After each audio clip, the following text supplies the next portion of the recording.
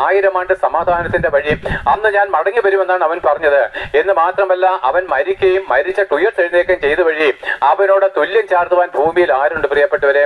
മരിച്ചിട്ട് ഉയർത്തെഴുന്നേറ്റത് മാത്രമല്ല, 40 ദിവസം അവൻ അവന്റെ ശിഷ്യന്മാരുടെ കൂടെ 500-ലധികം പേർക്ക് പ്രത്യക്ഷനാകുകയും അവരുടെ കൂടെ ഭക്ഷണപാനീയങ്ങളെ ആസ്വദിക്കുകയും അവരുടെ കൺമുമ്പിൽ വെച്ച് തന്നെ അവൻ സ്വർഗത്തിലേക്ക് പ്രവേശിക്കുകയും ചെയ്ത് ഉയർന്നു പോവുകയും ചെയ്തു.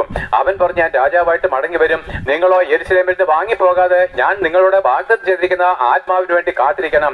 അങ്ങനെ അവർ കാത്തിരുന്നു. പരിശുദ്ധാത്മാവിനെ പ്രാപിച്ചു. പരിശുദ്ധാത്മാവിനെ പ്രാപിച്ചവര് സർവ്വ ലോകങ്ങളിൽ പോയി സുവിശേഷം ഘോഷിച്ചു. യഹൂദയിലും ഇസ്രായേലിലും മാത്രമല്ല പ്രിയപ്പെട്ട, ലോകത്തിന്റെ അതിരുകളിലും കോണുകളിലും മൂലകളിലും എല്ലാം സുവിശേഷം ഘോഷിക്കാൻ തക്കവണ്ണം പരിശുദ്ധാത്മാവിന്റെ ശക്തി അവർക്ക് കൊടുത്തു. അങ്ങനെ എല്ലാവരും കേട്ട് കഴിയുമ്പോൾ യേശു ക്രിസ്തു മടങ്ങി വരും. നോക്ക് പ്രിയപ്പെട്ടവരെ, ഇവനെ മറ്റുള്ള മതസ്ഥരായിരിക്കുന്ന അവരുടെ ആരാധനാ വിഷയത്തിന് ഒത്തവണ്ണം ഒരു ആരാധനാ വിഷയമാക്കി തീർക്കുവാൻ എങ്ങനെ നമുക്ക് മനസ്സ് വന്നു? ഞാൻ ആദ്യം ചോദിച്ച ചോദ്യം എത്രയേ ഉള്ളൂ. യേശു ക്രിസ്തു ക്രൂശിൽ മരിച്ചത് എന്തിനാണ് പ്രിയപ്പെട്ടവരെ? പാപമോചനത്തിന് വേണ്ടി. പാപമോചനത്തിന് വേണ്ടി ക്രിസ്തു മരിച്ചു. എന്നിട്ട് നിങ്ങൾക്ക് പാപമോചനം കിട്ടിയോ? കിട്ടിയില്ല. നിങ്ങൾ പാപികളായിട്ട് തുടരുന്നു പ്രിയപ്പെട്ടവരെ. അതുകൊണ്ട് നിങ്ങളുടെ പാപമോചനത്തിന്റെ വഴി അറിയിപ്പാൻ ദൈവം ഞങ്ങൾ ഈ ദേശത്തേക്ക് അയച്ചിരിക്കുകയാണ്. പ്രിയപ്പെട്ടവരെ, പാപമോചനം എന്നാൽ എന്ത്? ഒരു കുട്ടിയോട് ക്വസ്റ്റ്യൻ ചോദിക്കുന്ന പോലെ ചോദിക്കുന്നു, പാപമോചനം എന്നാൽ എന്ത്? ആർക്കതിന്റെ ഉത്തരം പറയാൻ കഴിയും? ഞങ്ങൾക്കറിയാം, അധ്യാപകൻ അറിയാമല്ലോ ഉത്തരം. അതുകൊണ്ടാണല്ലോ കുഞ്ഞുങ്ങളോട് ചോദ്യം ചോദിക്കുന്നത്. കുഞ്ഞുങ്ങൾക്ക് അറിയത്തില്ലെങ്കിൽ അത് പഠിപ്പിച്ചു കൊടുക്കും. അതേ പ്രിയപ്പെട്ടവരെ, ഞങ്ങളോട് ചോദിച്ചുകൊള്ളുവിൻ, ഉത്തരം നൽകി തരാം. അതേ, പാപമോചനം എന്നാൽ എന്ത്? അപ്പോൾ പാപമോചനം എന്നാൽ എന്ത് എന്ന് ചോദിക്കുമ്പോൾ പാപം എന്തെന്ന് നമ്മൾ അറിയണ്ടയോ? തീർച്ചയായിട്ടും വേണം. പാപം എന്തെന്ന് അറിഞ്ഞെങ്കിൽ മാത്രമേ പാപത്തിൽ നിന്നൊരു മോചനം നമ്മൾ ആഗ്രഹിക്കത്തുള്ളൂ.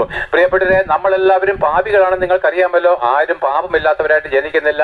ഈ ഭൂമിയിലെ സകല ജാതി മതസ്ഥരും പാപികളാണെന്ന് അറിയപ്പെടുന്നു. അതെല്ലാം മതങ്ങളും പഠിപ്പിക്കുന്നു. പാപമാണ്. പാപത്തിൽ നിന്ന് രക്ഷ പ്രാപിക്കുവാനാണ് തിരുനാളുകളും പെരുന്നാളുകളും മറ്റു വിധമായിരിക്കുന്ന ആരാധനാ വിഷയങ്ങളിലേക്ക് നമ്മൾ കടന്നു പോകുന്നത്.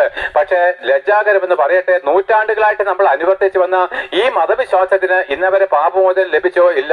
1000 വർഷമുണ്ടായിരുന്ന 1000 വർഷങ്ങൾക്ക് മുമ്പുണ്ടായിരുന്ന നമ്മുടെ പൂർവ്വ പിതാക്കന്മാര് പാപികളെന്ന് സാക്ഷ്യം പറഞ്ഞു. പാപികളായിട്ട് അവർ മരിച്ചു. 1000 വർഷത്തിന് ശേഷം അവന്റെ മക്കളായിരിക്കുന്ന നമ്മളും പറയുന്നു, ഞങ്ങൾ പാപികളായിട്ട് ജനിച്ചു, പാപികളായിട്ട് മരിക്കുന്നു.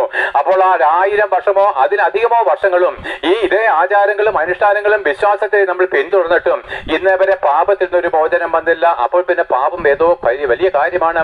അതെന്തോ കീറാമുട്ടിയാണ് നിങ്ങൾ വിചാരിക്കുന്നു. കീറാമുട്ടി തന്നെ മനുഷ്യനത് കീറാൻ സാധ്യമല്ല. എന്നാൽ യേശു ക്രിസ്തു 2000 വർഷങ്ങൾക്ക് മുമ്പ് ഈ പാപത്തെ കീറിക്കളഞ്ഞതാണ്. നിങ്ങൾക്കറിയാമോ? തന്റെ ശരീരമെന്ന തിരശ്ശീല കീറിയപ്പോൾ പാപത്തിന് പരിഹാരവും ക്രൂശിൽ വെച്ച് നടത്തപ്പെട്ടതാണ്. നിങ്ങൾക്ക് എത്ര പേർക്കറിയാം?